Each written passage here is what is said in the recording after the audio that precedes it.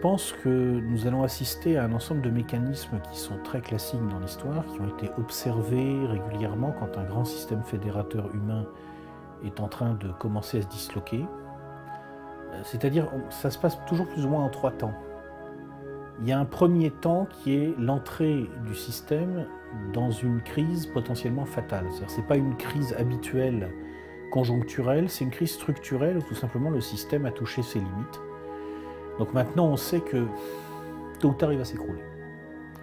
Le deuxième temps, c'est non pas la sortie de crise, parce que comme la crise est structurelle, le système en général, il y a des exceptions, mais c'est très rare, on ne peut pas en sortir, mais la prolongation artificielle du système par son durcissement, par l'accroissement en fait de la prédation du centre sur la périphérie, du dessus sur le dessous. Et puis le troisième temps, c'est lorsque cette prolongation artificielle ne peut plus être poursuivie, parce que si vous voulez, en fait, ça permet de faire durer le système temporairement, mais à long terme, ça rend encore pire sa crise, parce qu'il cannibalise en fait sa substance pour se maintenir.